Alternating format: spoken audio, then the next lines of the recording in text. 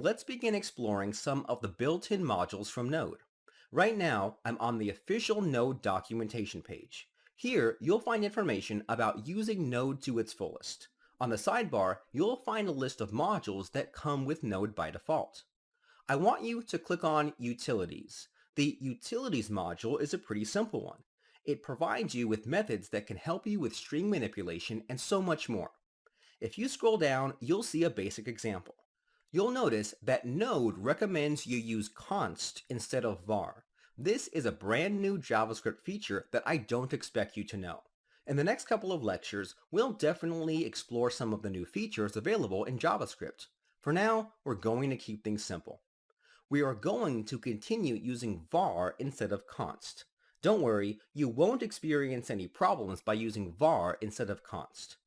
Alright, let's use this module. I'm going to comment out the code inside the index file. Create a variable named util and require the module util. This is the same code on the documentation. As you can see, it's recommended you name your variable after the module name. You are allowed to change the variable name to whatever you want, but I don't recommend it. Doing it like this just makes your code easier to read and manage. One thing you'll notice is that I'm just requiring the module without having to specify a path. Node modules are global modules. There are usually two kinds of modules. Modules that exist inside your directory and modules that exist globally. Node will search for modules in three locations. It will search for the module inside your directory. Then it'll search for the module in a directory called node_modules. Lastly, it'll search for the module in the global modules directory. Global modules can be used anywhere on your system. You can use global modules inside your documents, desktop, and even your Windows folder. The util module is a global module, so we do not need to worry about inputting a full path. Node is smart enough to find this module for you. Let's use this module. It can be used the same way we used our own custom module in the previous lecture. This module returns an object with properties and methods that can help us with formatting. I'm going to log a message, and inside this log, I'm going to use the util object and call the method format. This is a method that will take in a string and replace certain parts of a string with other values. I'm going to input the following: hello $s! The $s is a placeholder.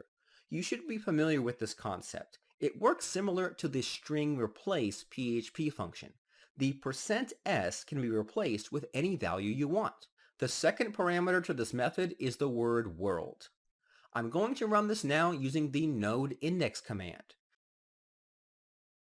Just like that, we should see the message hello world. It's a very simple function and it's provided to you by Node. All you have to do is include the utilities module. You can go to the documentation and click on this util.format link to learn more about this method. You can do a lot with this method, and there are plenty of examples on how to use it. This is just one of the modules provided to you by Node. There are dozens of them available, and you're free to check them out. For the most part, we won't be using these modules ourselves as we don't really need them.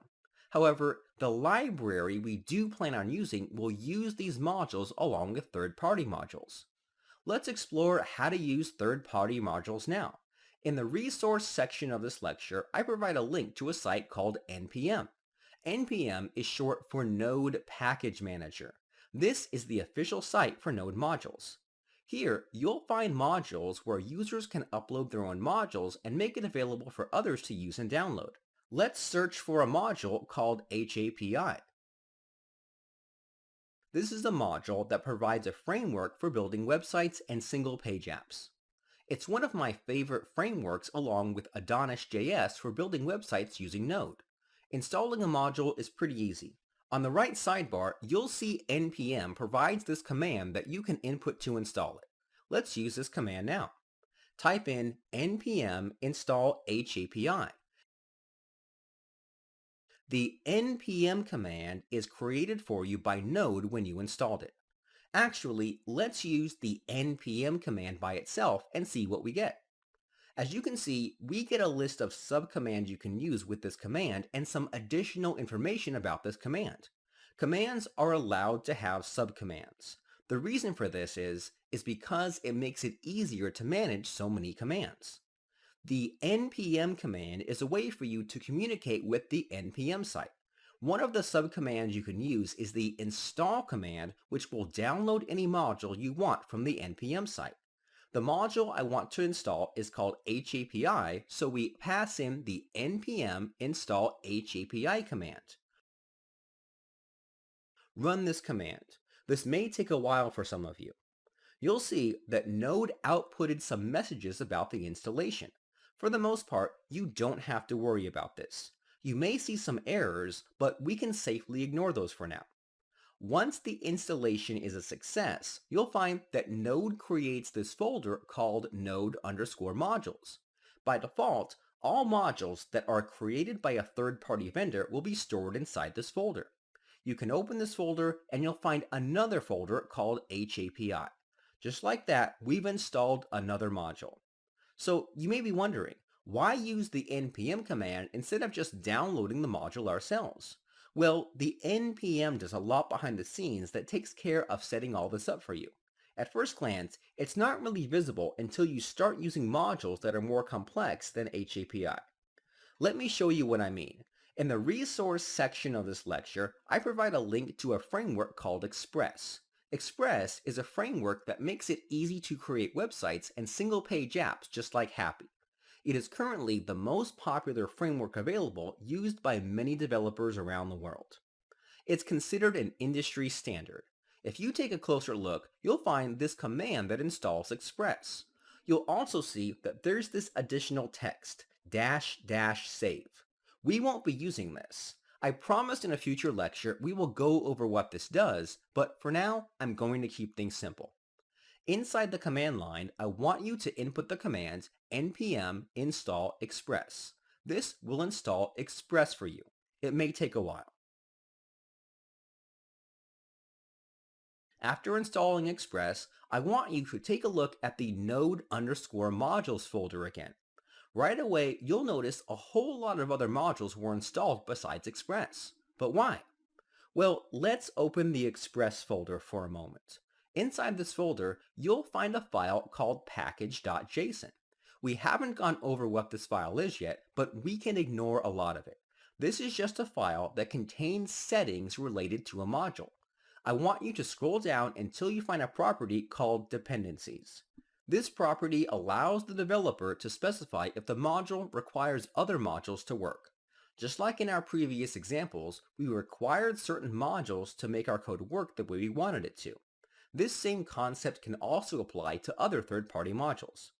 As you can see, Express relies on other modules in order for it to work. Node will look at this and begin installing all these modules. Next to each module name is the version it should download. Let's go down the rabbit hole and see how far we can go. The very first module Express requires is the accept module. Let's look for this folder, and sure enough, we find this folder inside the node_modules folder. Open this folder and open the package.json file. Once again, I want you to scroll down to the dependencies list and you'll see this module requires a set of more modules. Let's keep going. One of the modules required is the mime-types module. I want you to open this module and view its package.json file. You'll end up seeing more dependencies. This will go on until every module required has been installed with the correct version. You can already imagine the amount of work that has to be done just to make one module work. It's always best to just use this command, as npm will take care of managing all of this for you.